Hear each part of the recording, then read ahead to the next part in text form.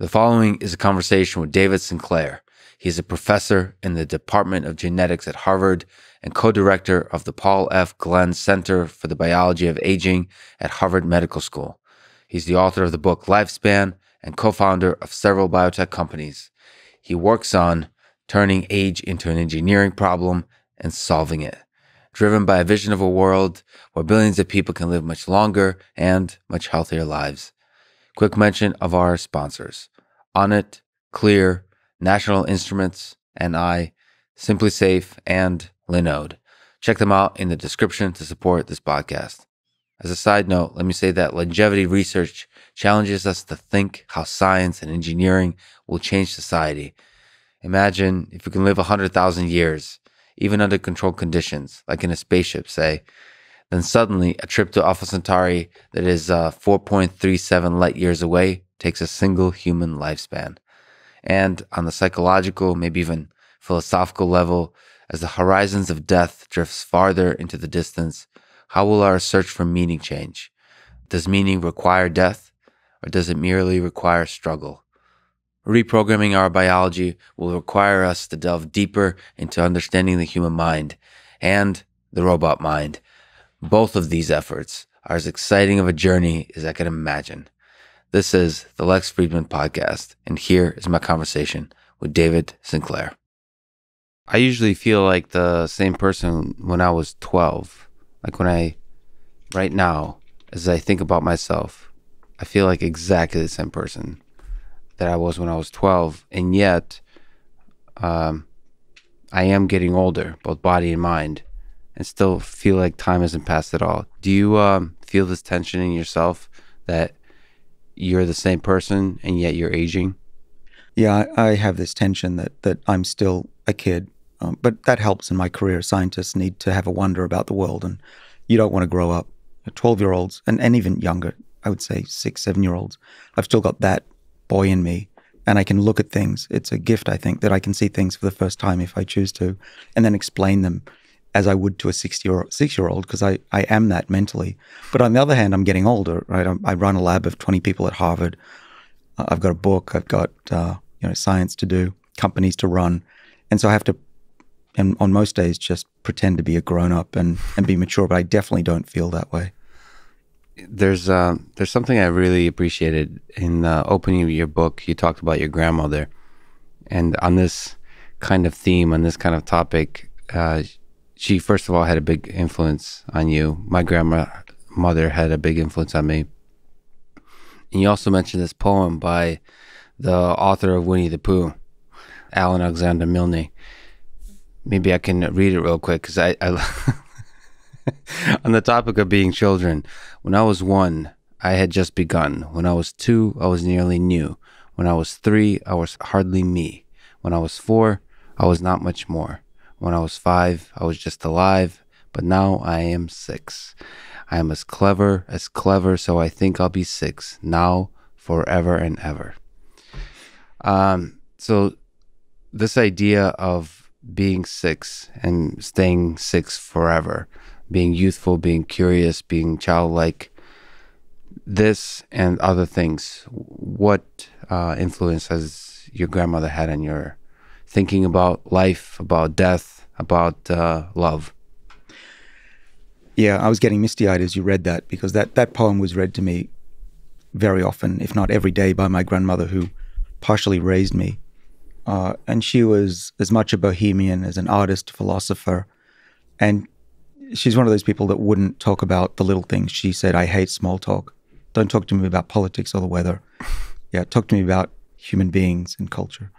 So I was raised on that. And this poem was one that she read to me often, because she knew that the mind of a child is precious, it's honest, it's pure. And she grew up during the Second World War, and in Hungary and Budapest witnessed the worst of humanity. She was trying to save a whole group of Jewish friends in her apartment, saw what happened after the World War, which was the Russians were in control, and locals weren't necessarily treated well if they were rebellious, which she was. And then there was the revolution in 56, which she was part of and had to escape the country. So she saw what can happen when humans do their worst. And her words to me, expressed in part through that poem, was, David, always stay young and innocent and have wonder about the world, and then do your best to make humanity the best it can be. And that's who I am. That's what I live for. That's what I get up in the morning to do, is to leave the world a better place and show to whoever's watching us, whether it's aliens or some future human historian, that we can do better than we did in the 20th century. You know, we mentioned offline this idea of bringing people back to life through artificial intelligence. Sort of, I don't know if you've seen videos of basically animating people back to life. Meaning, whether it's, for me personally, I've been working on specifically about Albert Einstein, but also Alan Turing, Isaac Newton, and Richard Feynman. And it's an opportunity to bring people that meant a lot to others in the world and animate them and be able to have a conversation with them. At first, to try to visually explore the full richness of character that they had as they struggle with the ideas of the modern age. Sort of, it's less about bringing back their mind and more bringing back the visual quirks that made them who they are. And then maybe in the future, it's using the textual, the visual, the video, the audio data to actually compress down the person for who they are and be able to generate text. There's a few companies, there's Replica, which is a chat engine that was born out of the idea of bringing the founder lost her friend he got ran over by a car, and the initial reason she founded the company was trying to just have a conversation with her friend. She trained a machine learning natural language system on the text that they exchanged with each other, and she had a conversation with him sort of after he was gone.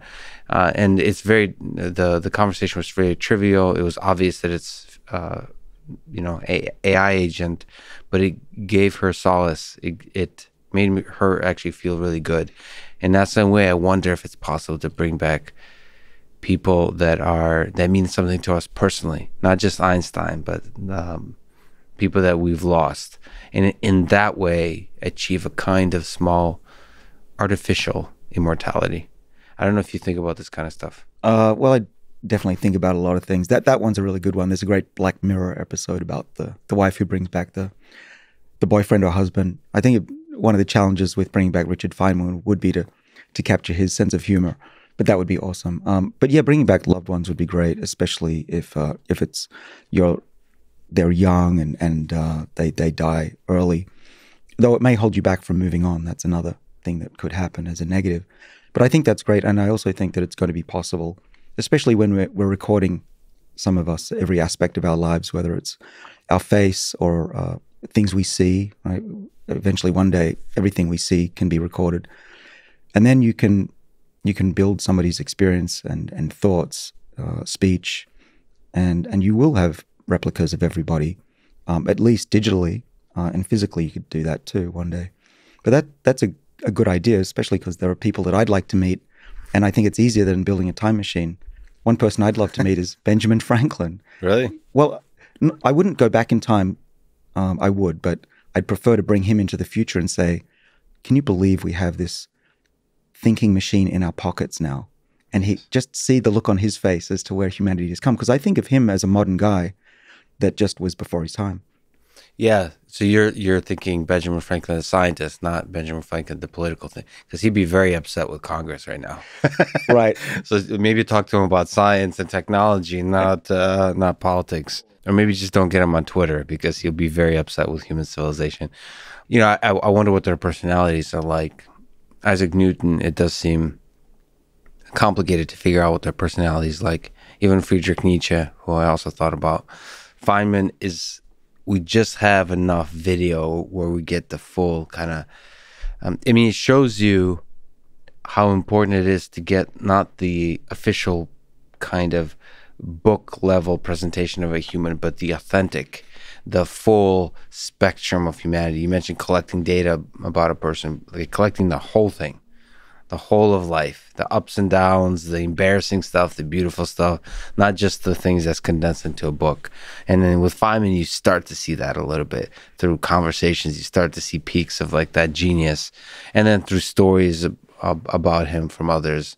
And then certainly the sad thing about Alan Turing, for example, is there's very little, if any, recording of him. In fact, I haven't been able to find recording. Allegedly, there's supposed to be a recording of him doing some kind of radio broadcast, but I haven't been able to find anything. And so that's truly sad. That it feels like it makes you realize how the upside, how nice it is to collect data about a person, to capture that person. That's the upside of the modern internet age, the digital age. That information, creates a kind of immortality. And then you can choose to highlight the best parts of the person, maybe throw away the ugly parts, and celebrate them even after they're gone. So that's a really interesting opportunity. You've also mentioned to me offline that you're really excited about all the different wearables and all the different ways we can collect information about our bodies, about the whole thing. What's most exciting to you in terms of collecting the biological data about a human being? Well, so I'm a biologist. I find animals and humans as machines very interesting. Mm-hmm. It's one of the reasons I didn't become an engineer or a surgeon. I wanted to understand how we actually are built. And so I think a lot about machines merging with humans. And the first of that are the bio-wearables. And so I talked a lot about this. I wrote about it in Lifespan, the book, and pictured a future where you would be monitored constantly so that you wouldn't suddenly have a heart attack. You'd know that was coming, or you wouldn't go to the doctor and they don't know if you need an antibiotic or not. Long term, how old are you? How to fix things? What should you eat? What should you take? What should your doctor do? These devices, I predicted, would be smarter, better educated than your physician, and would augment them. And then there'd be a human that would just tick off to see if it's correct and they approve. I also was predicting in the book that we would have video conferences with our doctors, mm-hmm. and that medicines would be delivered initially by courier, but eventually by drones, and get it to you sometimes in an emergency. And that we could even have pills that were synthesized or delivered in your kitchen and combined, certainly. What's amazing about that is that, what are we now, 2 years since the book came out, even less, and that future is basically here already. COVID-19 accelerated that incredibly. So where we're at now in society is if you want to pay for it, you can have a blood test that will detect cancer 10, 20 years earlier than it would before it forms a tumor. You can, of course, do your genome very cheaply for less than $100 now. There are bio-wearables already. I wear this ring from Aura that I have a number of years of data. I've been doing blood tests for the last 12 years with a company called Inside Tracker, which I consult for. And so I have all of that data as well. And there's 34 different parameters on my testosterone, my blood glucose, my inflammation. And I use all that data to, of course, I wear a watch that measures things as well. I use that data to keep my body in optimal shape. So I'm now 51. And according to those parameters, I'm at least as good as someone in their early 40s. And if I really work at it, I can get my biochemistry down to early to mid 30s. Though I like to, now eat a little dessert once in a while. So that's the future we're in right now. Anyone can do what I just said. But in the very near future, just in the next few years, you can be wearing wearables. So I'm currently wearing a little, what's called a bio sticker. This one I just put on last night. It's about an inch long, a few millimeters. For thick. People just listening, it's on David's chest. Yeah. It's just how does it attach? It's just kind of... It sticks on. Sticks on. Yeah, so on one side you have an on button that you press. The lights come on, flashes 4 times. Cool. It's good to go. It immediately syncs to your phone. And this one, it's called a bio button. Nice name. And there's another one that I haven't tried yet that does EKG on your heart. This is mainly for doctors to monitor patients that go home after a heart attack or surgery. But that's medical grade, FDA approved device. Wow. So there will be a day, in fact, it's already here, that doctors are using these to get patients to go home and save a week in hospital, $2,000 at least for each patient. That's massive savings for the hospital. But ultimately, what I'm excited about is a future that isn't that far off, where everybody, certainly in developed countries, eventually these will cost a few cents and rechargeable. The only cost will be the software subscription that can be monitored constantly. And to give you an idea what this is measuring me at 1,000 times a second is my vibrations as I speak, my orientation. It can already has told me this morning how I slept, where I slept, what side I slept on. We've got sneezing, coughing, body temperature, heart rate, heart of other parameters of the heart that would indicate heart health. These data are being used to predict sickness. So eventually we'll have, just in the next year or so, the ability to predict whether something, or diagnose whether something is pneumonia or just a rhinovirus that can be treated or not. Right? This is really going to not just revolutionize medicine, but I think extend lives dramatically. Because if I'm going to have a heart attack next week, and that's possible, this device should know that, and I'll be in hospital before I even have it. Maybe you can talk a little bit about Inside Tracker, because I saw that there's some really cool things in there. Like it actually, so maybe you can talk about, I guess that you're collecting blood to give it the data. So, and it has like basic recommendations on how to improve your life. So we're not just talking about diseases, right? Like anticipating having a particular disease, but it's almost like guiding your trajectory through life, how to, whether it's extend your life or just live a more fulfilling, like improve the quality of life, I suppose this is the right way to say it. How does Inside Tracker work? What the heck is it? Because I thought the results are pretty cool. Yeah. What is it? I guess it's something other people can use. You can definitely use it. You can sign up. It's consumer. It's like a company, consumer-facing company? It is, yeah. Okay, cool. And I also want to democratize the ability to just take a mouth swab eventually. We don't need to have a blood test necessarily. But for now, it's a blood test, and you'd go to a LabCorp request in the US.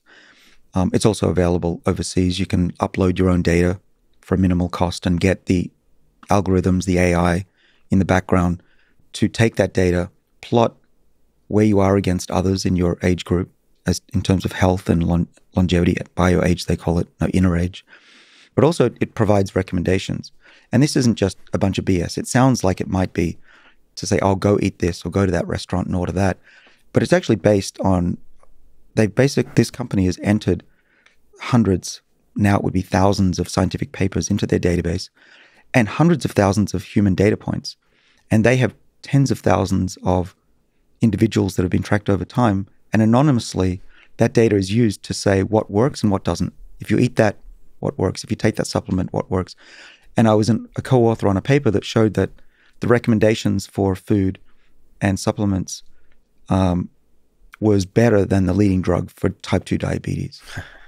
That's so cool. The idea that you can connect, like skipping the human having to do this work, you can connect the scientific papers, almost like meta-analysis of the science, connected to the individual data, and then based on that, sort of connect your data to whatever the proper group is within whatever the scientific paper is, to make the suggestion of how that work applies to your life. And then that ultimately maps to like a recommendation of what you should do with your life. Like it all, like this giant system that ultimately recommends you should drink more coffee or less. Right. And we'll have the genome in there as well. You can upload that. Yeah.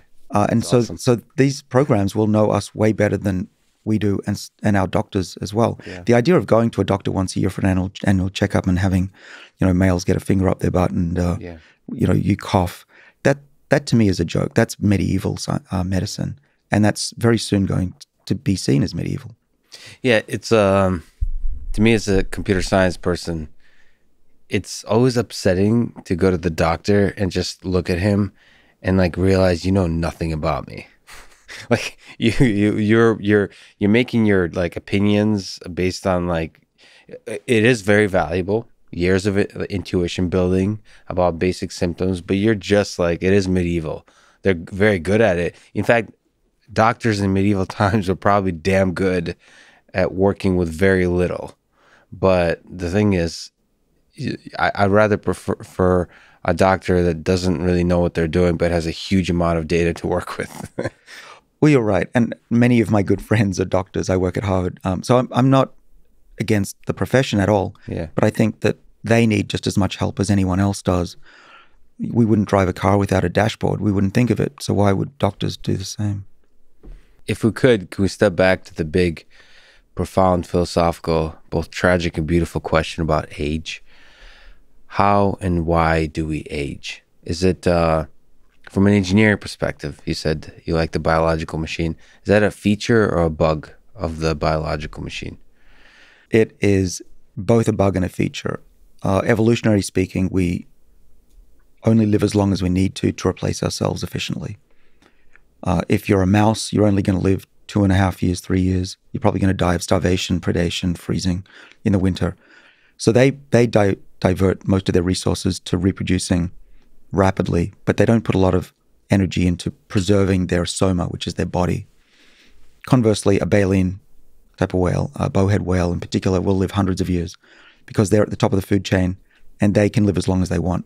So they breed slowly and build a body that lasts. We're somewhere in between because we've really only just come out of the savannas where we could be picked off by a cat. We were pretty wimpy going back 6 million years ago. So we actually need to evolve quicker than evolution will.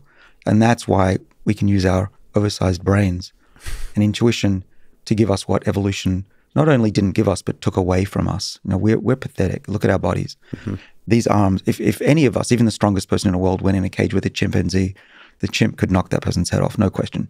Yeah. So we're pathetic. So we need to engineer ourselves to be healthier and longer lived. So getting to aging, we can do better, right? Whales do way better.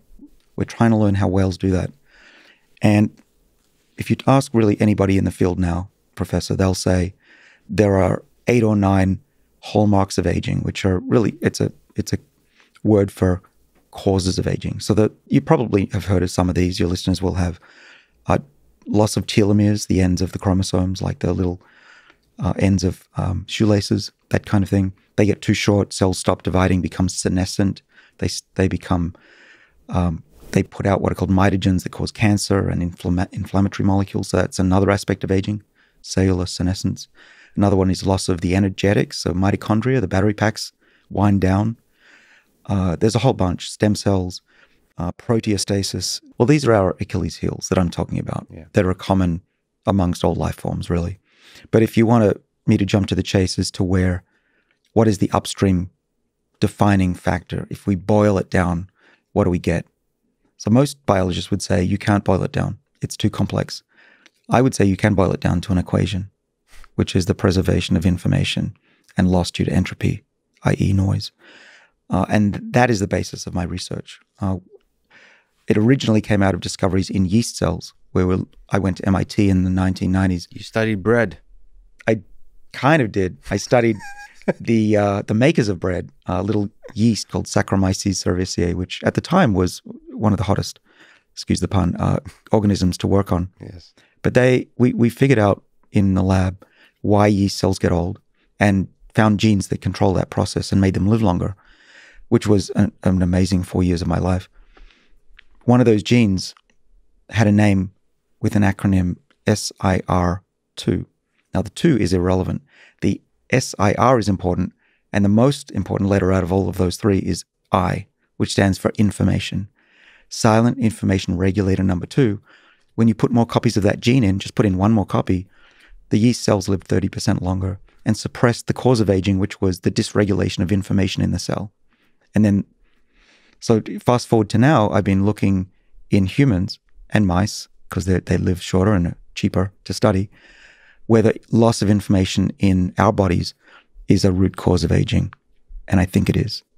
Your boldness in viewing biology in this way is fascinating, because that also leads to a kind of,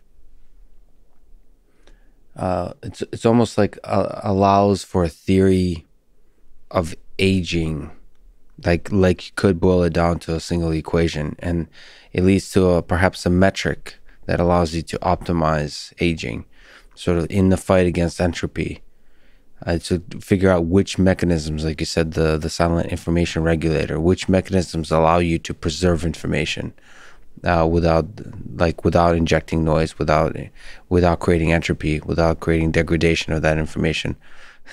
For some reason, converting biology, which I thought was mostly impossible, into an engineering problem feels like it makes it amenable to optimization, to solving problems, to creating technology that can, whether that's genetic engineering or AI, it makes it possible to create the technology that would improve the degradation of information and aging. Is there more concrete ways you think about the kind of information we want to preserve? And also, is there good ideas about regulators of that information, about ways to prevent the distortion, the degradation of that information? Right. So we have silent information regulator genes in our bodies. We have 7 of them, SIRT1 through 7 they're called. And we found in mice, one way to slow down the loss of information is to just give more of these, to upregulate these genes. Mm-hmm. So we made a mouse that has more of this SIRT1 gene, turned it on, and that slowed down the aging of the brain and preserved their information. Now, what information am I talking about, you might ask? Well, again, you can simplify biology. There are 2 types of information in the cell primarily. The one we all read about and know about is the DNA, the genome, and that's base 4 information, A, T, C, G, the 4 chemicals that make up the various sequences of the genome, billions of letters.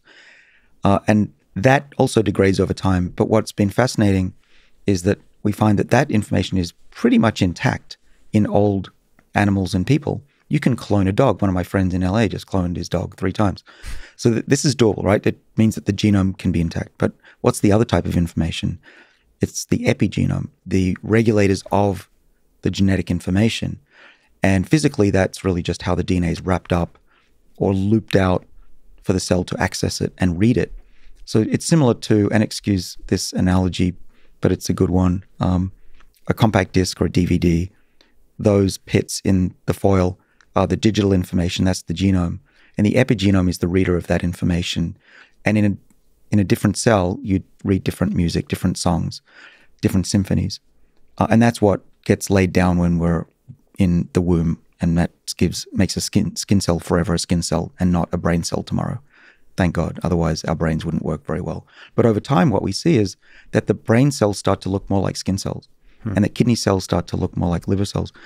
And they, what we call X differentiate. This is a term that we use in my lab, but isn't yet widely used.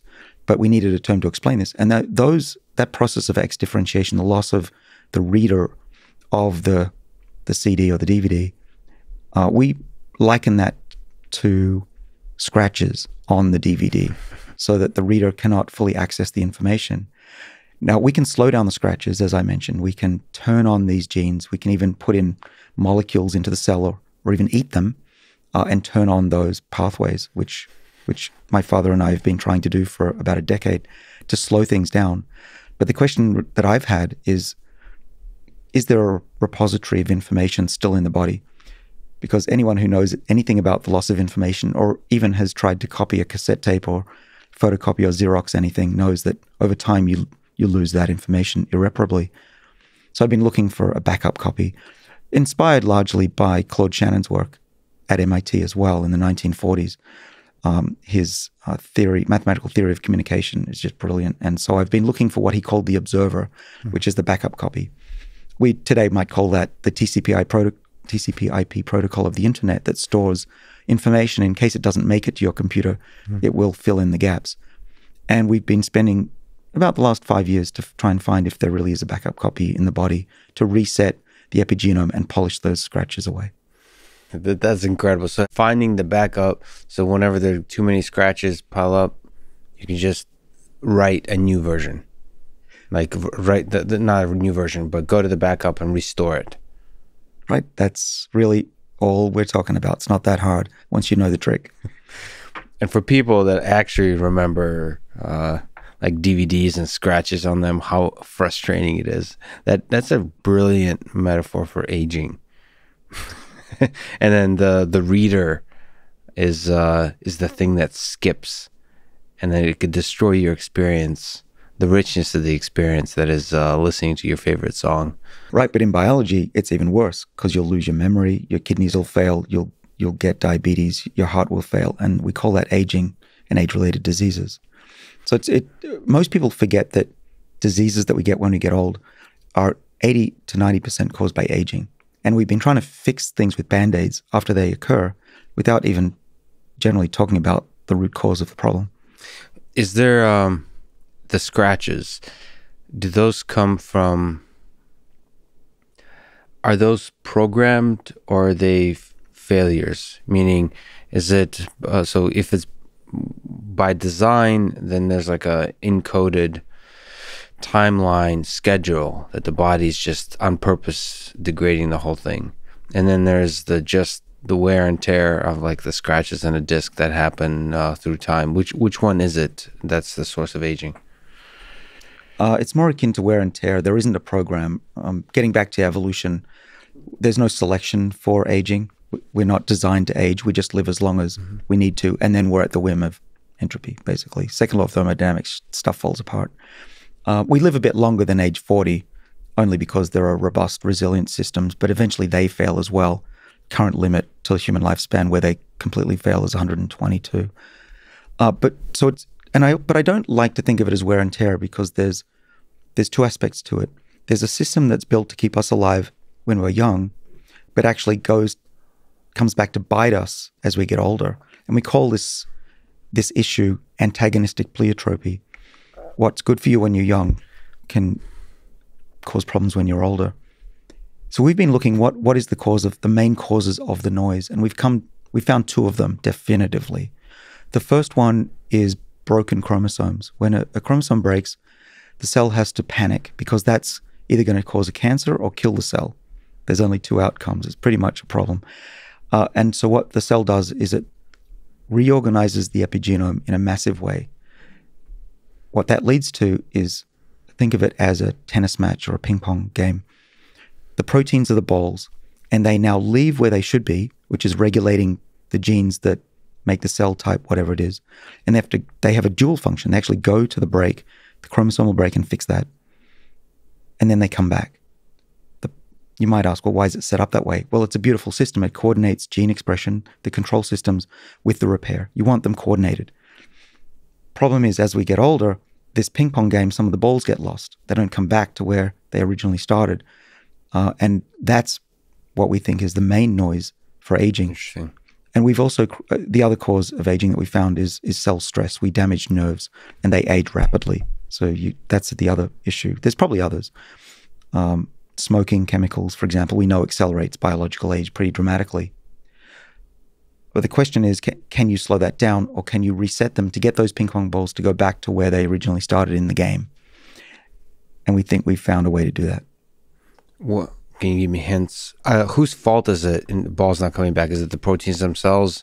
Like, are they starting again? I've been obsessed with the protein folding problem from the AI perspective. So is it the proteins, or is it something else? Well, we know who hits the balls and recruits them, so that the break is recognized by proteins who send out a signal through phosphorylation, is a typical way cells talk to other proteins. And that recruits those repair factors, those ping pong balls, to the break. So the cell's actively doing this to try and help itself. But we don't know who's to blame for them not coming back. That could just be a flaw in the quote-unquote design. I don't think that there's something saying, well, 1% of you balls proteins never go back. I just think it's hard to reset a system that's constantly changing. We have in our bodies close to 1 trillion DNA breaks every day. And imagine that over 80 years, what damage that does to our epigenomic information. Now, we know that this is, we never know anything in biology, but we Right. have strong evidence that this is true because we can mess with animals. We can create DNA breaks and tickle them with a few breaks, maybe raise it by 3-fold over background levels of normal breakage. And if we're right, those mice should get old. Mm-hmm. And they do. We can actually, we've created these breaks in a way that's titratable. It's like a rheostat. We can send it to 11. I drove my Tesla here. I'm a big fan of Spinal Tap 2, going to 11. If we go to 11, we can make a mouse old in a matter of months. We prefer to go to a level of about 4, and it gets old in 10 months. But it's definitely old. It's got all of the hallmarks of aging. It's got diseases. Wow. It looks old. Its skin is old. It's got gray hair. But importantly, we can now measure age by looking at the scratches. We can look at the epigenome. We can measure it and use machine learning to give us a number. And those mice are 50% older than normal. So you can replicate the aging process in a controlled way. You can, in a way that you could accelerate it in a controlled way and measure how much exactly it's aging. And that gives you step 1 of a 2-step process to when you can then figure out, well, how can we reverse this? And now we're reversing those mice. Is there a good? I love what you said. In biology, you really don't know. It's such a beautiful mess.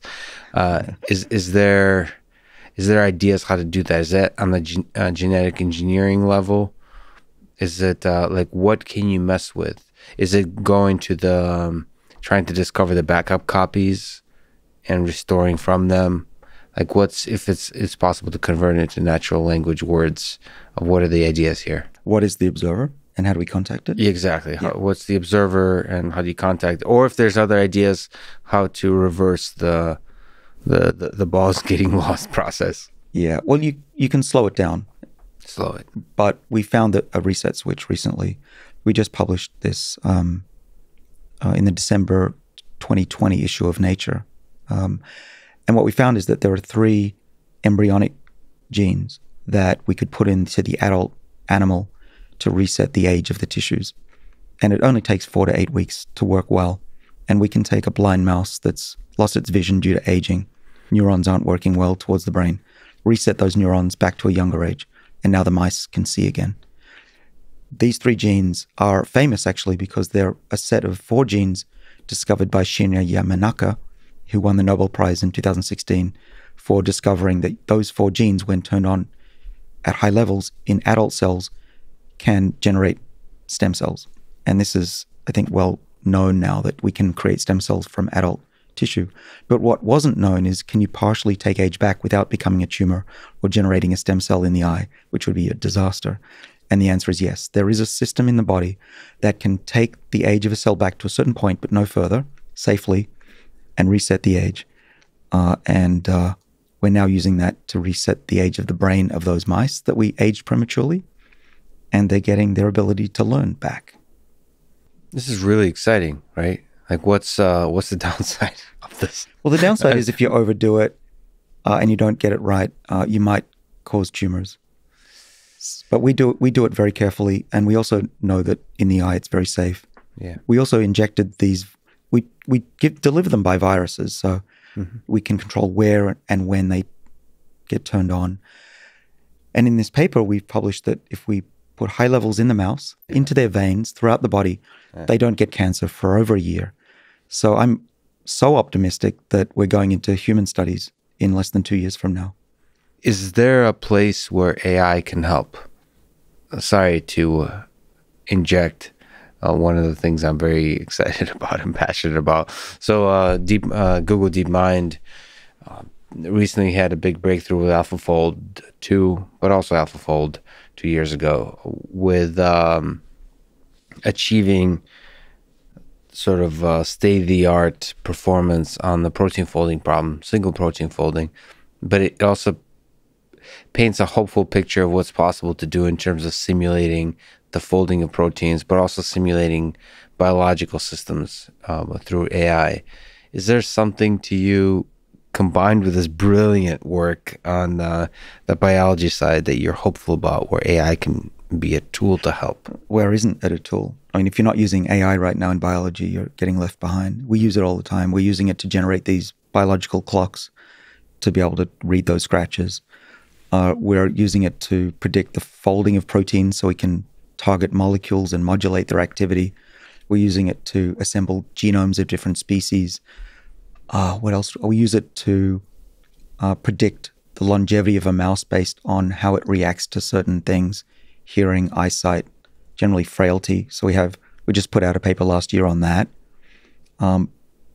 The other thing we can use it for, which is a little off the track here, but we use it for predicting which microorganisms are in your body. Actually, not predicting, telling you. So our daughter, Natalie, was infected with Lyme disease a few years ago, almost went blind from it. And the test took 4 days. And I thought, just give me the DNA from her spinal fluid. I'll go tell you what's in it, if it's Lyme disease or not. They refused. And so at that point, I said, this has to be done better. So I started a company that now can take a sample of any part of your body.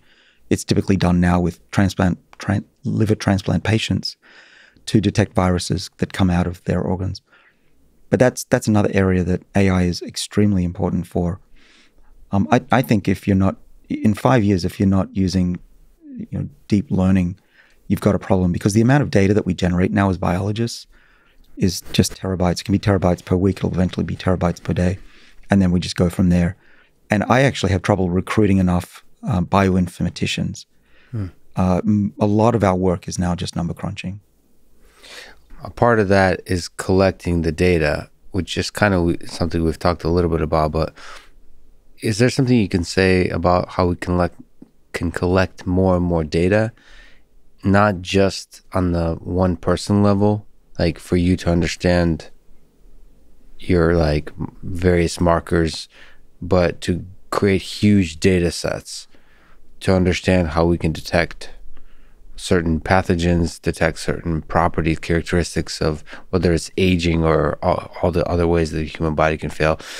It seems like with biology, there's a kind of privacy concerns that, well, actually not privacy concerns, it's almost like regulation that kind of prevents like hospitals from sharing data.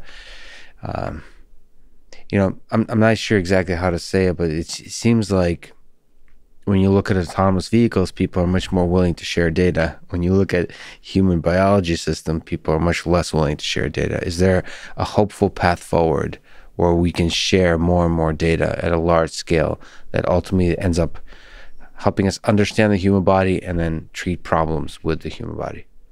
So we are right in the middle. We're living through what's going to be seen as one of the biggest revolutions in human health, through the gathering of data about our bodies. Yeah. And 20 years ago, people didn't want to go on social media. They're worried about it. Now you have to, if you're a kid, that's for sure. Same with medical records. These are becoming all digitized and expanded. Ultimately, we're going to, even if we don't want to, have to be monitored. There's going to be a court case that I bet 2-3 years from now, someone's going to say, how come my father died from a heart attack? You had these biosensors, $20, and you didn't use it. Mm-hmm. Lawsuit right there. And suddenly all hospitals have to give you one of these. There'll be a reversal, like to where it's your fault if you don't collect the data. That's brilliant. That's absolutely right. I mean, that's absolutely right.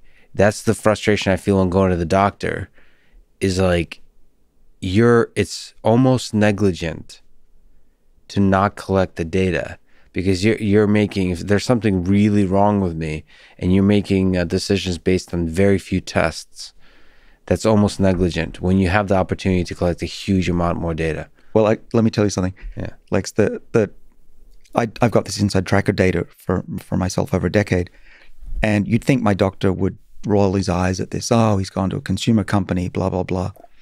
I had my first checkup in a year with him through video conference, and he was running blind. He really didn't know what was going on with me. He asked the usual things. How am I sleeping? How am I eating? These kind of usual things. And I said, well, I've got new tests back from Inside Tracker. And he said, great, I'd love to see them. So I share screen and we look at the graphs, look at the data, and he's loving it because he cannot order these tests willy-nilly. So I said, well, let's order a HbA1c, blood glucose levels, because I'm very interested in that. That tracks with longevity. And he said, well, I have no reason to order that. Do you have a family history? No. Do you have any symptoms of diabetes? No. Well, I can't order the test. I almost wanted to reach through the computer and strangle him. But instead, I pay a little bit to get these tests done, and then he looks at them. So that's now the way consumer health is going, is that you can get better data than your doctor can, but they like you to do that. Quick human question. Maybe you can educate me. I think doctors sometimes have a bit of an ego. I understand that the doctor is super experienced with a lot of things, but this is a fundamental question of human variability. Like, I know a lot of specific details about, like, I mean, depends, of course, what we're talking about, but I bring a lot of knowledge, and if I have data with me, then I have several orders of magnitude more knowledge. And I think there's an aspect to it where the doctor has to put their expert hat, like, take it off, and actually be a curious, open-minded person and study and look at that data. Do you think it's possible to sort of change the culture of the medical system to where the doctors are almost, as you said, are excited to see the data? Or is that already happening? It's really happening. Now, we've probably lost the last generation. They're no-hopers. But so I teach at Harvard Medical School, and they're excited about this. They're excited about aging, which is a new aspect to medicine. Oh, wow, we can do something about that. And then, all this data, what do we do with it? There's still the traditional pathology and all that stuff, which they need to know. Yes. But time will change their mindset. I'm not worried about that. And like we were discussing, this isn't a question of if, it's just a matter of when. And it's, I have a front row seat on all of this. I had breakfast with a CEO who is making this happen just yesterday. I can tell you for sure that most people have no idea that this revolution is occurring and is happening so quickly. If you're running a hospital and you can save $2,000 per cardiac patient, what are you going to do? You have to use it. Otherwise, the hospital down the road is going to be beating you. And there are large hospital aggregations. So there's Ascension and others that just have to go this way for budgetary reasons. And right now, the US spends, 17% of their GDP on healthcare. For, let's say, one of these buttons on my chest costs $20, it's rechargeable, and it can predict people's health and save on antibiotics, prevent heart attacks. How many billions, if not trillions of dollars will that save over the next decade? Yeah, so when the public wakes up to this, they'll almost demand it. Like, this should be accepted everywhere. This is obvious. It's going to save a lot of money. It's going to improve the quality of life. Well, and the CFOs of hospital groups will have to. And insurance companies are going to want to get in on this. So now that gets to privacy, right? Should an insurance company have access to your data? I would say no, but you could voluntarily show them some of it if they give you a discount. And that's also being worked on right now. I hope that we do create kind of systems where I can volunteer to share my data, and I can also take the data back, meaning like delete the data, request deletion of data, and then maybe policy creates rules to where you can share data, you could delete the data. And I think if I have the option to delete all my data that a particular company has, then I'll share my data with everyone. Like, I feel like because that gives me the tools to be a consumer, an intelligent consumer, of awarding my data to a company that deserves it and taking it back when the company is misbehaving. And in that way, encourage, as a consumer in the capitalist system, encourage the companies that are doing great work with that data. Well, yeah, healthcare data security is number one on my mind. Inside Tracker made sure that was true. But these buttons on your chest, there's very private stuff. They can probably tell if you're having sex one night, right? So this is not the kind of stuff you want leaked. Yeah. So I don't know whether it's blockchain or something. Speak for yourself. I want this public. Live streamed. I guess it depends on how you go, but there's a lot of stuff you don't want out there, and this definitely has to be number one, because it's one thing to have your credit card information stolen. It's another thing your health records are permanently out there. Yeah. So there's, on the biology side, super exciting ways to slow aging, but there's also on the lifestyle side. I've recently did a 72-hour fast. Just an opportunity to take a pause and be, appreciate life. Think about life. There's something about fasting that encourages you to reflect deeper than you otherwise might. The time kind of slows, and you also realize that you're human because your body needs food, and you start to see your body as almost as a machine that takes food and produces thoughts. and then ends brief. I mean, you start to depending who you are.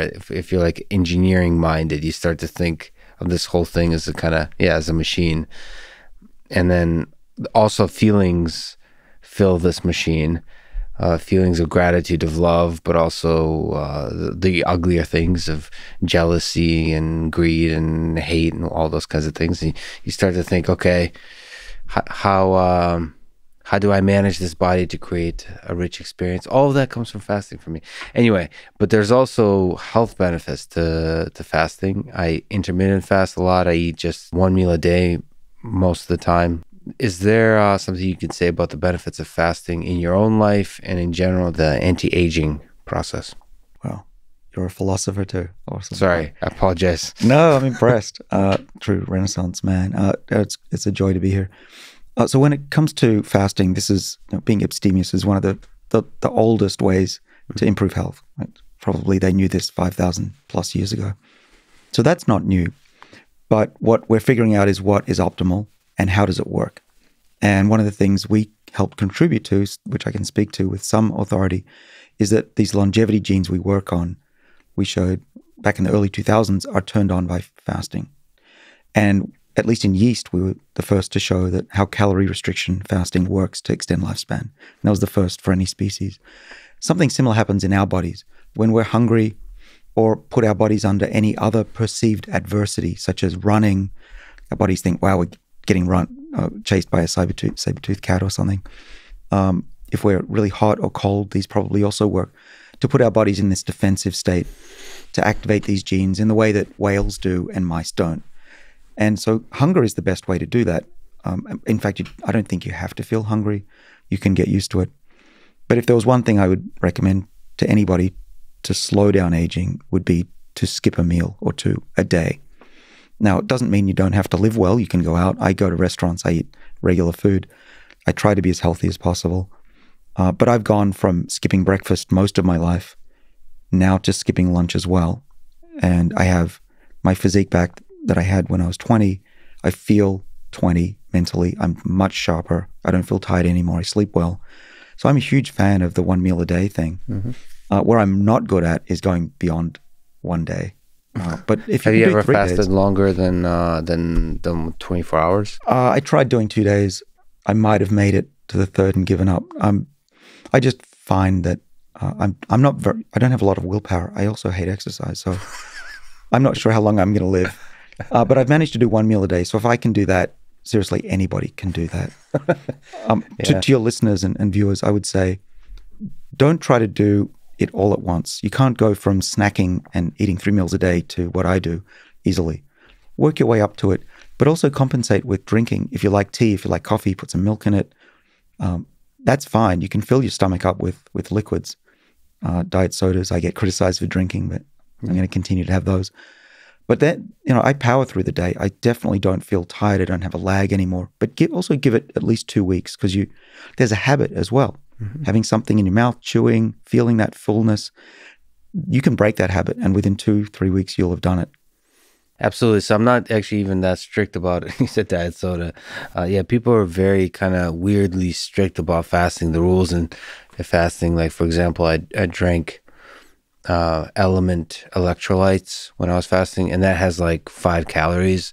And so technically it's not fasting. Or people will say, like, if you drink coffee, there's caffeine, and they'll say that's technically not fasting because there's some kind of biological effects of caffeine, whatever.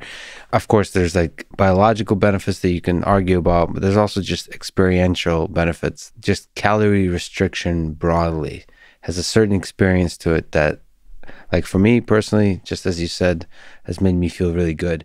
That said, like, especially I've gained quite a bit of weight, like maybe even like 15 pounds, something like that, since I moved to Austin, Texas. And I still keep the same diet, but I eat a lot of meat in that one, just because it's delicious, because it's also the amazing people I met in Texas. It's just, there's like a camaraderie, a friendship, a love to the people that like makes you really enjoy the atmosphere of eating the brisket and the meat. Is this Joe Rogan insisting? Joe is very different. Joe loves bread and pasta. Like, he knows that his body feels best doing keto or carnivore. So that's what he usually tries to stick to. But he also does not hold back, and he'll just eat pasta when there's pasta, and he sort of enjoys life in that way.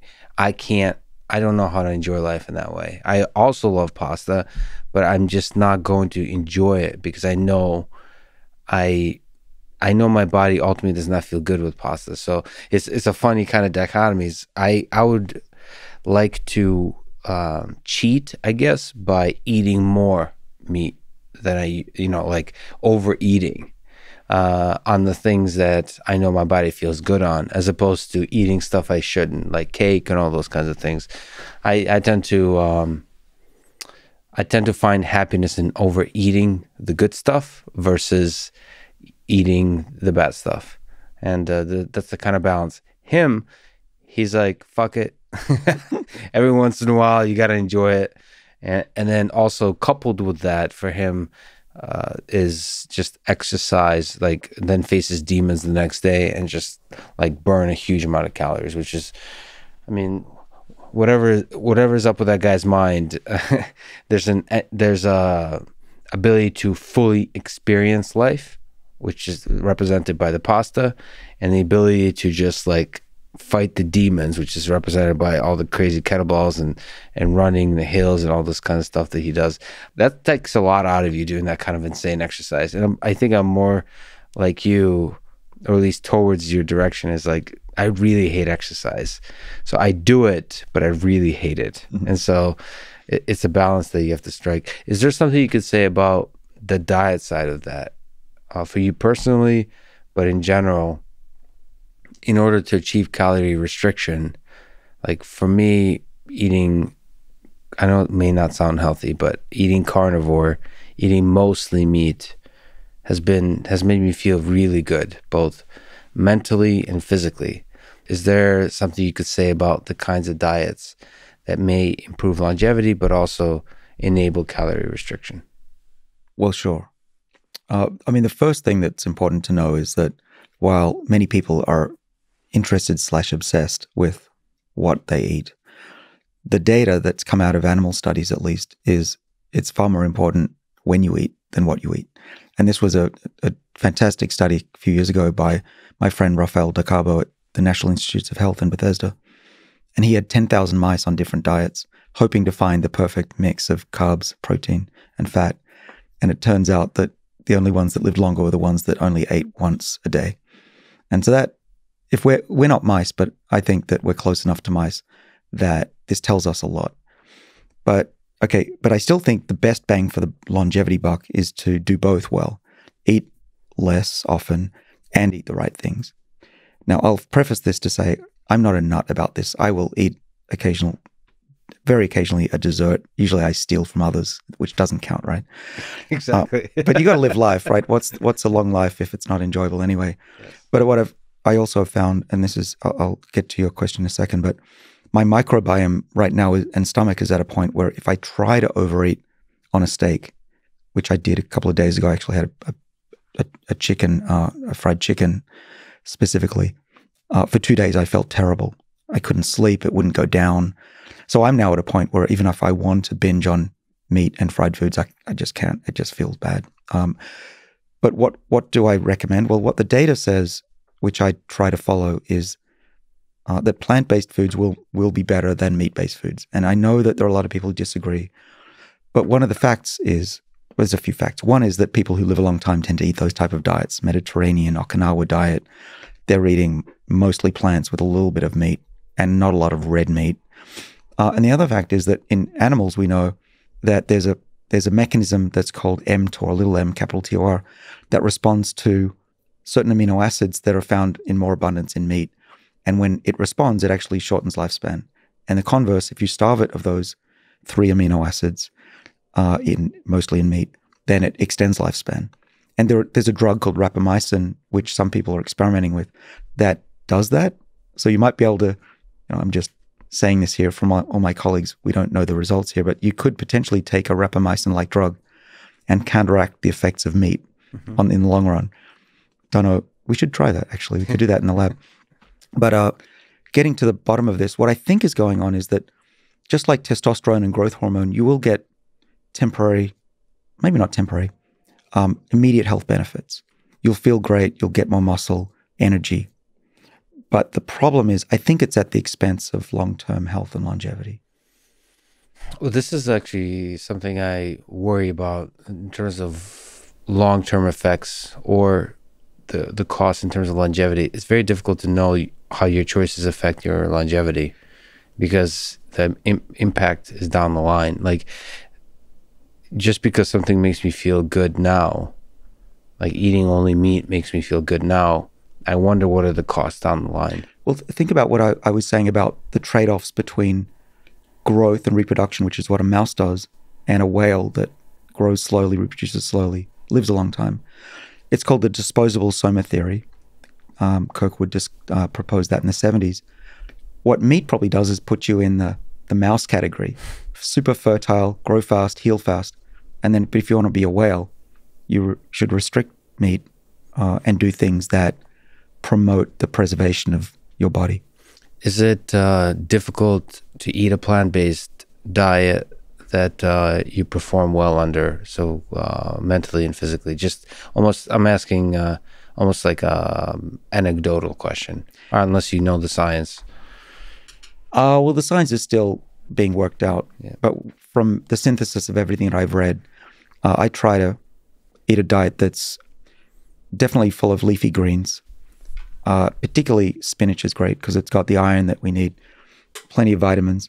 I also try to avoid too much fruit and berries, particularly fruit juice. Definitely avoid that sugar high.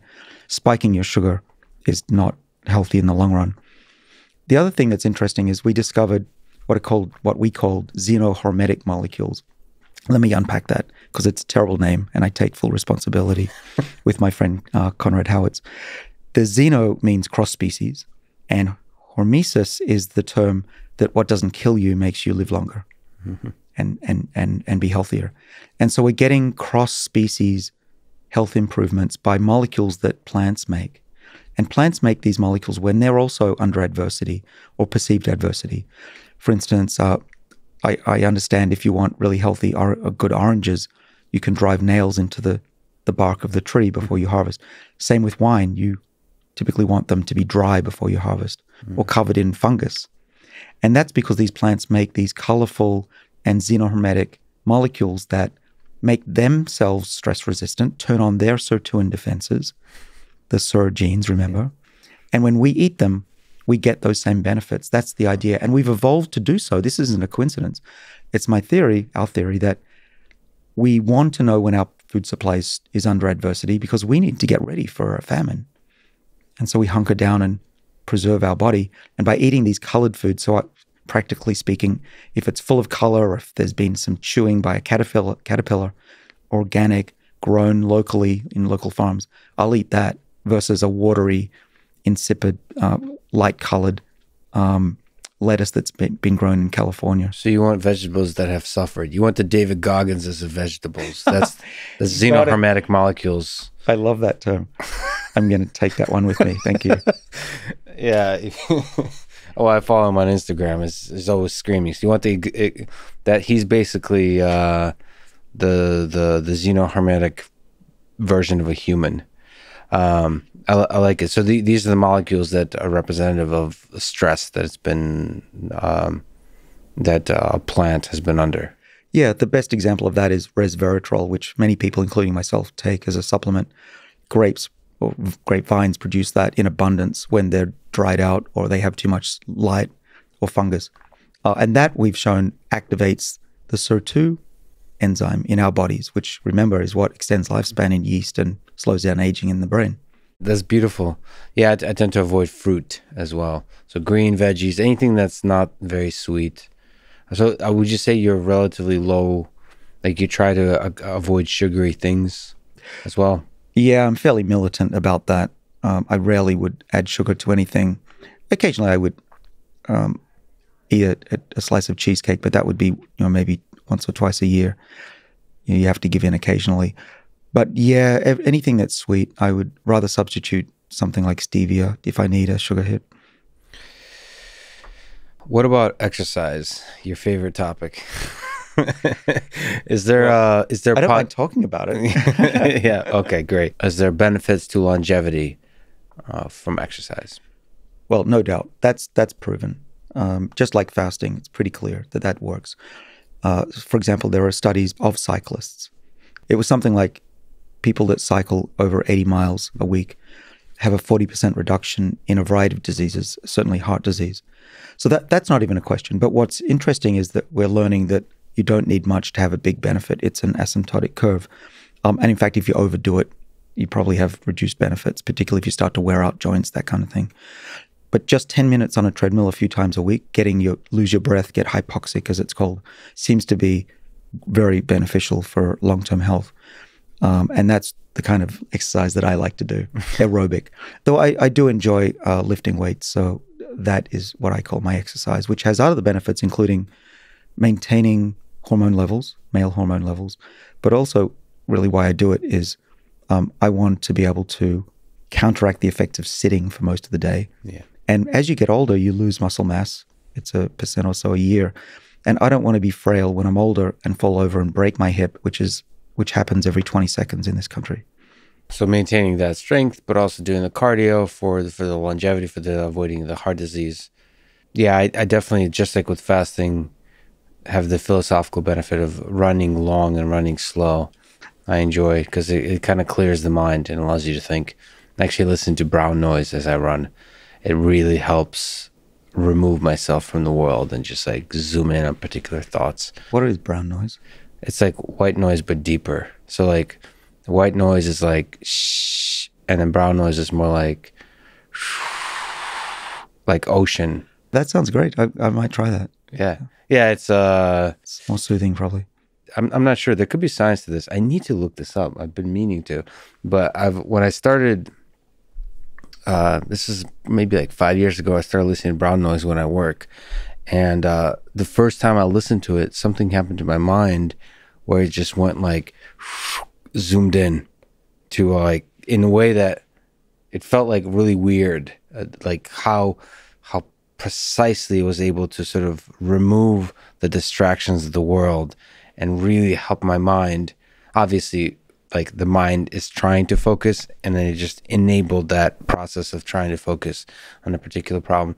I don't know if this is generalizable to others. People should definitely try it if you're listening to this. Maybe it's just my own mind, but it's funny, like brown noise made me realize that there's probably hacks out there that work for me that I should be constantly looking for. It's almost like an encouraging and motivating event that maybe there's other stuff out there. Maybe there's other brown noise like things out there that truly, like almost immediately make me feel better. I don't know if it's generalizable to others, but it does seem that it's the case that there's probably for many others things like that could be discovered. And so it's always disappointing when I find things in life that I wish I would found earlier. Like I got LASIK eye surgery a few years ago, and the first thought I had like the next day when I woke up is like, damn it, why didn't I do this way earlier? There's all this stuff of that nature that are yet to be discovered, so it pays to explore. Yeah, though you have a different mind. You have quite a beautiful mind. So I suspect brown noise helps you focus, and because you're probably all over the place if you don't control it. Yeah, exactly. I mean, it's something about it. It's a programmer thing. Programming is a really difficult mental journey because you have to keep a lot of things in mind. You have to, so you're constantly designing things. Then you have to be extremely precise by making those things concrete in code. You also have to look stuff up on the internet to sort of feed like information, and looking up stuff on the internet is full of like distracting things. So you have to be really focused in the way you look stuff up in pulling that information in. So it requires a certain discipline and a certain focus that I've been very much exploring how to do. Like I do it really well in the morning, coffee is involved, all those kinds of things. You're trying to optimize, keeping very positive, inspired, no social media, all those kinds of things, and trying to optimize for. And everybody has their own kind of little journey that they try to understand. You get this from like writers when you read about the habits of writers, like the habits they do in the morning. They usually write like 2, 3, 4 hours a day, and that's it. It's like they optimize that ritual. And then there's always Hunter S. Thompson. So sometimes it pays off to be wild. What about sleep? How important is sleep for longevity? I would guess, based on the evidence, that it's really important. And because we don't know for sure. But what we know from animal studies is the following. If you restrict sleep from a rat for just 2 weeks, it'll develop type 2 diabetes. It's that important. So that's the main thing. What we also know is at the molecular level that if you disrupt your sleep-wake cycle, so we actually have proteins that go up and down that control our sleep-wake. All of us, most of our cells do that. If you disrupt that, you'll get premature aging. And guess what? The opposite is true. That as you get older, that cycle, the amplitude becomes diminished. And this is why it's harder to get to sleep as you get older, and then you got all sorts of problems. And I think what's going on is there's a positive feedback loop, which is a disaster in your old age, which is, right, you're aging. You can't, at this moment, totally prevent that. And then it's disrupting your sleep. Then you get not enough sleep, and then that's going to accelerate your aging process. And so it's known that people who are shift workers are more susceptible to certain age-related diseases. So your bottom line, you definitely want to work on that. It's one of the reasons I have this ring on my finger, which helps me optimize my sleep and learn what I do the day before if it was a bad idea, and I'll stop doing that, like eating a fried chicken. I see you're still carrying the burdens of that decision. But sleep is one of those things that's making me wonder about the variability between humans a little bit, and how science is often focused on, like, it's not often focused on high performers in a particular way. And it's looking at the aggregate versus the individual cases. For example, like for me, I don't know what the exact hours are, but like power naps are incredible. I tend to look at the metric of stress and happiness and joy and try to optimize those. So decreasing stress, increasing happiness, and using sleep as just one of the tools to do that. Because like hitting the 5, 6, 7, 8, 9 hour mark, or whatever the correct mark is, I find that to be stress inducing for me versus stress relieving. Like thinking about that, I feel best if I sleep sometimes for 8 hours, sometimes for 4 hours, and then power nap. And then as long as I have a stupid, in private usually, smile on my face, that's when I'm doing good, as opposed to getting a perfect amount of sleep. According to whatever the latest blog post is. And I also pull all-nighters still. I also think there's something about the body, like as long as you do it regularly, it's not as stress-inducing. Like you know what it is. The reason I pull all-nighters isn't for like I'm playing Diablo 3 or something, is because I'm doing something I'm truly passionate about. Well, I'm also love video games, but I'm doing something I'm truly passionate about. And it's almost like there's the Jocko Willink feeling of when I'm up at 7 a.m. and I haven't slept all night and still am working on it. There's a kind of a celebration of the human spirit that I really enjoy it. Like, and that's happiness. And to sort of then, and I usually don't tell that kind of stuff to people because their first statement will be like, you should get more sleep. It's like, no, I'm doing stuff I love. You should get more love in your life, bro. That's right. So, but that said, in aggregate, when you look at the full span of life, it's probably you should be getting a consistent amount of sleep. And it seems like it's in that 7, 8 hour range. Yeah, but it's similar to food. It's the quality, not the quantity. Yeah. Right? And when you get it. So I look at my data pretty often, and what makes a difference to me is not the amount of hours, but the quality, the depth, and the deep sleep is what'll do it. So if I have a lot of alcohol before going to sleep, and I can see my heart rate being different, but what really kills me is that I don't get a lot of that deep sleep, and I wake up barely remembering stuff. So that, like you say, if you're happy and contented and don't have these cortisol chemicals going through your body, you will more naturally get into that deep state. And even if you just get 4 hours, way better than 8 hours of none of that.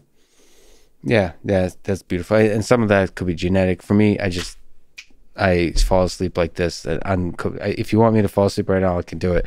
It's no, I have no problem with it. Combined with coffee, I just had 2 energy drinks. I can probably sleep. So that, I don't know if that's genetics or it's kind of, I don't know what it is. Or maybe that I don't have kids and I'm single. So I don't have, I'm almost listening to some kind of biological signal versus societal signal on when I'm supposed to go to sleep. So I just go to sleep whenever I feel like going to sleep. Well, that's because you're self-employed. Self-employed. Most people don't have that luxury, but we're lucky, the two of us, that we can make our own hours. Yeah. But yeah, it's super important. And those people who have the shift work, I mean, they really need to change the way that works, because they're literally killing those people.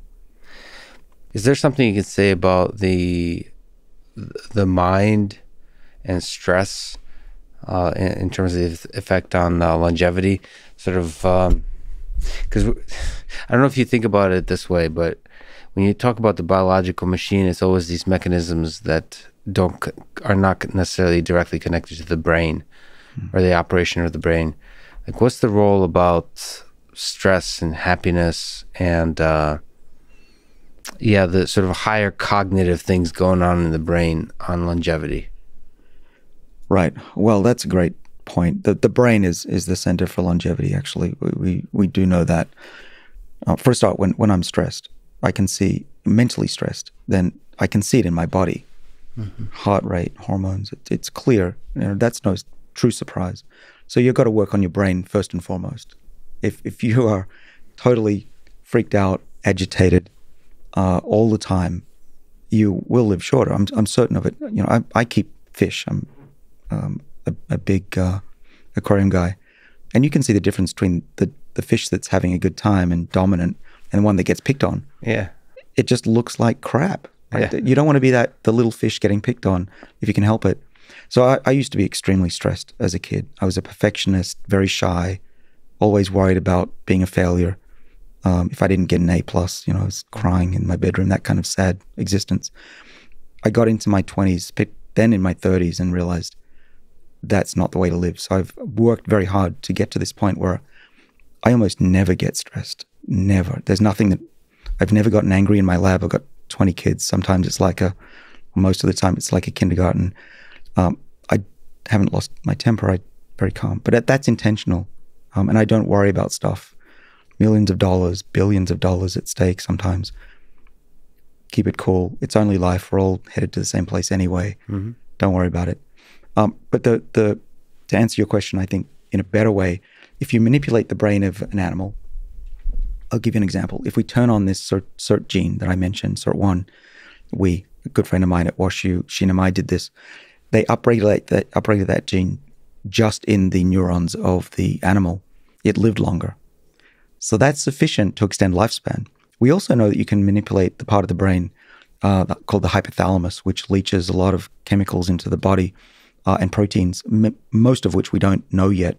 But just changing the inflammation of that little organ or part of the brain is sufficient to make animals live longer as well. So get your brain in order first before you tackle anything else, I would say. So you kind of mentioned this. With the Inside Tracker, there's ability to take blood measurement and then infer from that a bunch of different things about your body and how you can improve the longevity. And you've also mentioned saliva and more efficient ways to get data. What does that involve? What's the future of data collection look like for the human biological system? Right. Well, yeah. The issue with blood is you need someone to take it. Or you prick your finger, which hurts. Yes. So you got to have something better. So I think what the future looks like is that you'll spit onto a little piece of paper and stick it in a machine, and it'll do that for you. But we're not there yet. So the intermediate future that I'm building right now is that you would take a swab of the inside of your mouth, which is the easiest way to take cells out of your body, and just ship them off. Okay, so it's called a buccal swab. I think we became very used to that, right? Right now, because of COVID, people don't like going to the doctor as much. They don't like going out. They just want to have home tests. And so that, I think, is the next 10 years where you'll get a kit in the mail, you'll swab your cheek, stick it back in an envelope, send it off, and a week later you have either a doctor's report or a health recommendation. And what can you get off a cheek swab? Well, you can get anything. You can get hormones, stress levels, stress hormones, blood glucose levels.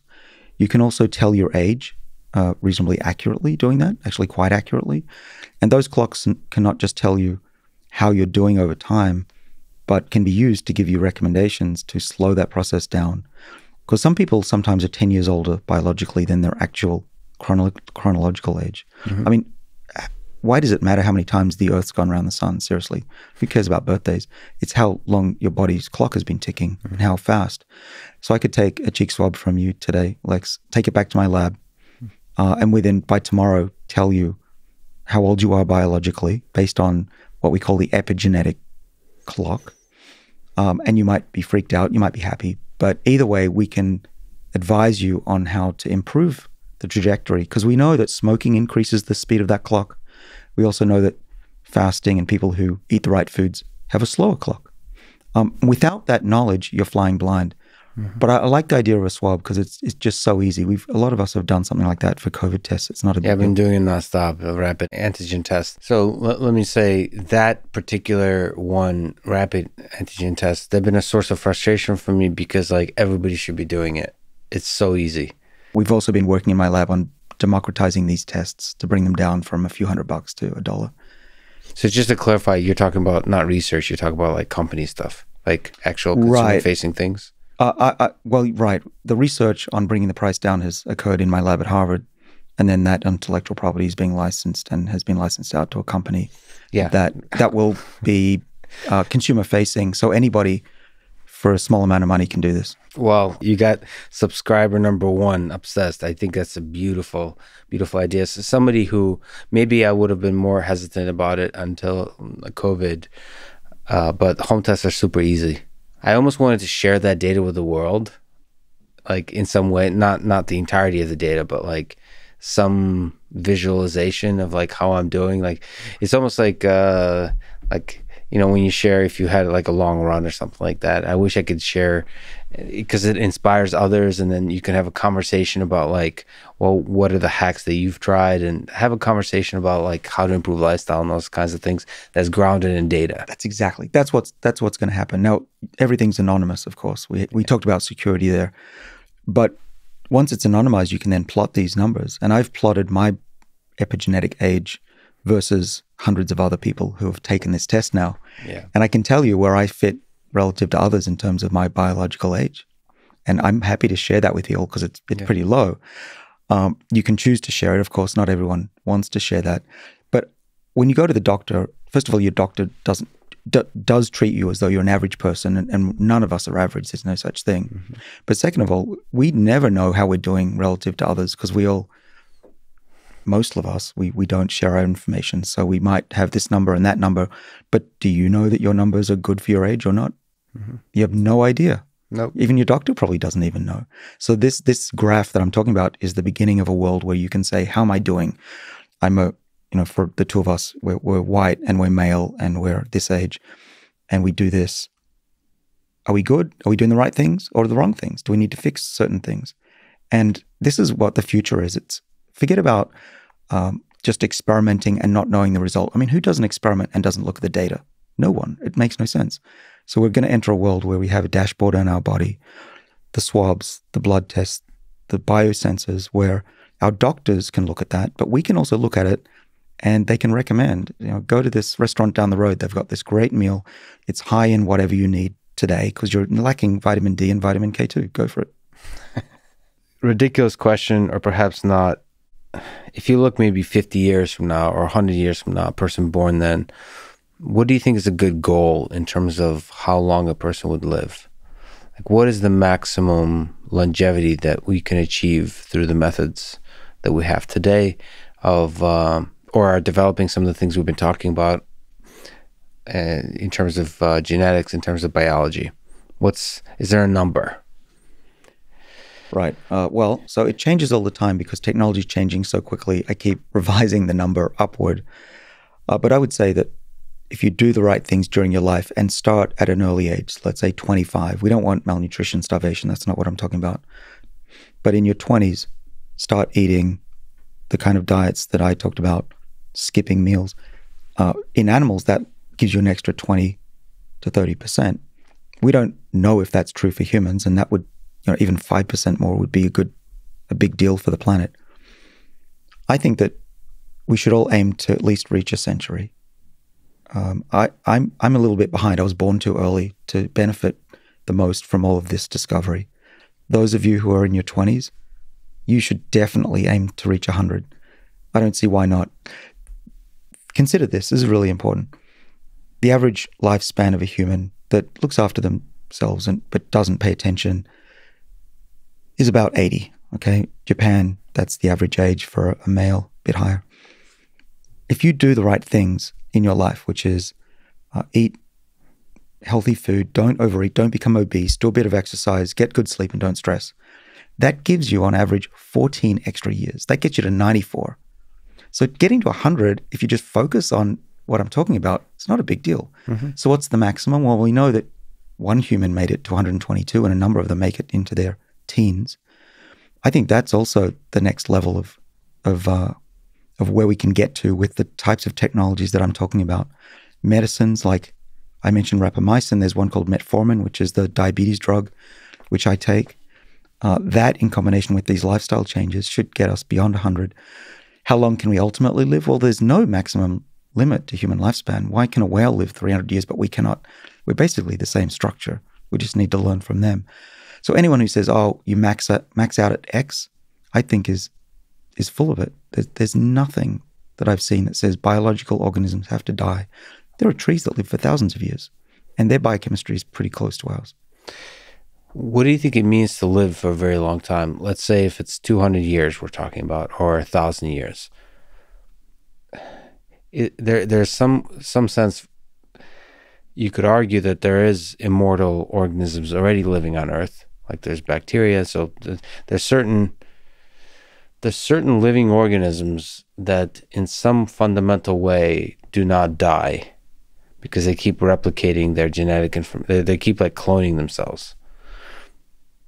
Is it the same human if we can somehow persist the human mind, like clone certain aspects and just keep replacing body parts?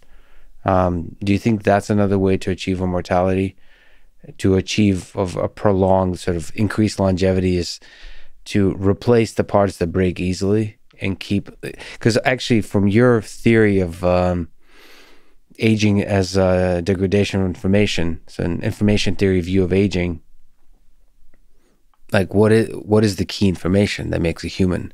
Can we persist that information and just replace the trivial parts? Yeah, I mean, the short answer is yes. We're already replacing body parts, but what makes us human is our brain. Everything else is suboptimal except our brain. The ability to replace actual neurons is really hard, right? I think it might be easier to upload rather than replace neurons, because they're so tight. It's such a network, and just perturbing the system. Mm-hmm. It's Schrodinger's cat. You change everything once you get in there. The problem is, well, I guess the solution. Let me go to the solution. That's more interesting. What we're learning is that if you reverse the age of nerve cells, it looks like they get their memories back. Mm-hmm. Right? So the memories are not lost. They're just that the cells don't know how to interpret them and function correctly. And this is one of the things we're studying in my lab. If you take an old mouse that has learned something when it was young but forgotten, does it get that back? And all evidence points to that being true. So I'd rather go in and rejuvenate the brain as it sits rather than replace individual cells, which would be really hard. What do you think about like efforts like Neuralink, which basically, you mentioned uploading, are trying to figure out, so creating brain-computer interfaces that are trying to figure out how to communicate with the brain. But one of the features of that is trying to record the human brain more and more accurately. Do you have hope for that to, Of course, it will lead to us better understanding from a neuroscience perspective the human mind, but do you have hope for it increasing longevity in terms of how it's used? I think that it can help with certain diseases. But I see, at least within our lifetime, that's the best use of it, is to be able to replace parts of the body that are not functioning, such as the retina and other parts, the visual cortex back here. That's going to be doable. In terms of longevity, maybe we could put something on the hypothalamus and start secreting those hormones and get that back.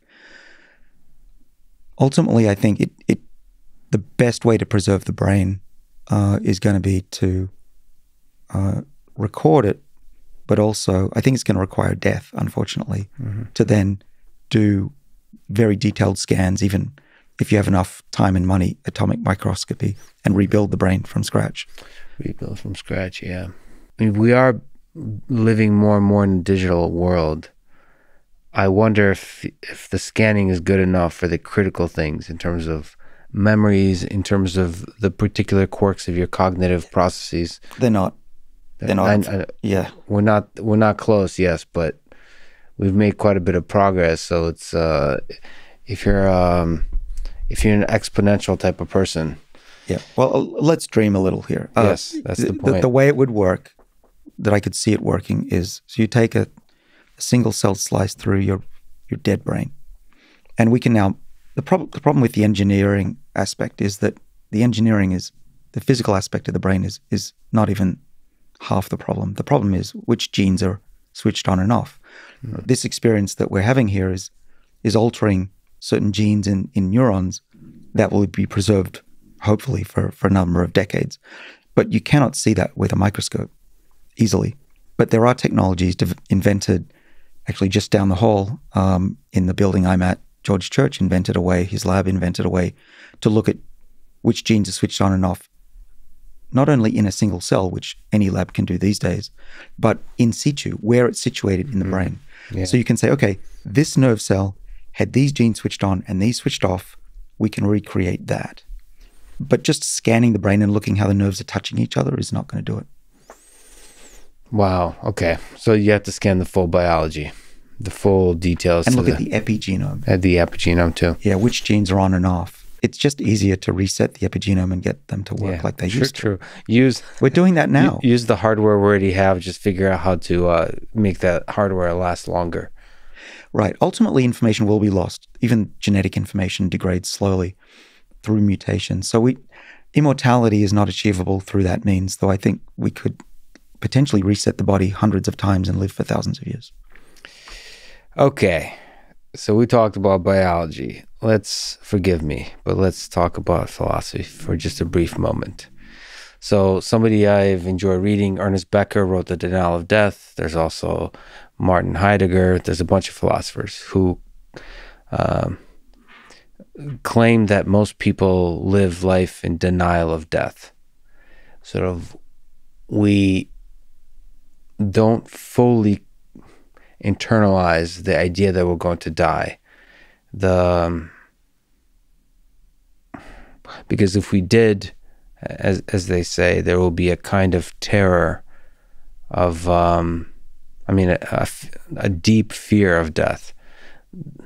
The fact that we don't know we almost don't know what to do with non-existence, with disappearing. The way we draw meaning from life seems to be grounded in the fact that we exist, and that we at some point will not exist is terrifying. And so we live in an illusion that we're not going to die, and we run from that terror. That's what Ernest Becker would say. Do you think there's any truth to that? Oh, I know there's truth to that. I experience it every day when I talk to people. We have to live that way, although unfortunately I can't. But for most people, it's extremely distressing to think about their own mortality. We think about it occasionally. And if we really thought about it every day, we'd probably be brought to tears. Mm-hmm. How much we not just miss ourselves, but miss our family, our friends. All living life forms have evolved to not want to die. And when I mean want, biochemically, genetically, physically, that yeast cell, the cells that I studied at MIT, they were fighting for their lives. They didn't think But our brain has evolved the same survival aspect. Of course, we don't want to die. But the problem for us, unfortunately, it's a curse and a blessing, is that we're now conscious. We know that we're going to die. Most species that have ever existed don't. That's a burden. That's a curse. And so what I think's happened is we've evolved certainly to want to live for a long time, perhaps never want to die. But the thought about dying is so traumatic that there is an innate part of our brains, and it's probably genetically wired to not think about it. I really think that's part of being human. And because, think about tribes that obsessed with longevity every day and that we're going to die. They probably didn't make much technological progress because they were just crying in their huts every day or, on the savannah. So I really think that we've evolved to naturally deny aging. And it's one of the problems that I face in my career and, when I speak publicly and on social media is that it's shocking. People don't want to think about their age, but I think it's getting better. I think my book has helped. These tests that we're developing should help people understand it's not a problem to think about your long-term health. In fact, if you don't, you're going to reach 80 and really regret it. And the other side of it, so again, Ernest Becker, but also Viktor Frankl, I recommend it highly, Man's Search for Meaning. Bernard Williams is a moral philosopher. They kind of argue that this knowledge of death, even if we often don't contemplate it, we do at times. And what you call the curse, which I agree with you, it's a curse and a blessing that we're able to contemplate our own mortality. That gives meaning to life. So death gives meaning to life, is what Viktor Frankl argues. I would probably argue the same. There's something about the scarcity of life and contemplating that makes each moment that much sweeter. Is there something to that? I think it's individual. In my case, it's completely wrong. I appreciate you saying that. I don't get joy out of every day because I think I'm going to die. Yeah. I get joy out of every day because every day is joyous, and I make it that way. And even if I thought I was going to live forever, I would still be enjoying this moment just as much. And I bet you would too. Well, I think about that a lot. I think it's very difficult to know. I'm almost afraid that I wouldn't enjoy it as much if I was immortal. I'm almost afraid to want to be immortal or to live longer because it perhaps is a kind of justification for me to accept that I'm going to die. It's saying like, oh, if I was immortal, I wouldn't be able to enjoy life as much as I do. But it's very possible that I would enjoy just as much. Of course, enjoying life, whether you're mortal or not, takes work. Like it requires you to have the right kind of frame of mind. You can focus your mind on the ugliness of life. There's plenty of ugly things in this world, and you can focus on them. You can complain.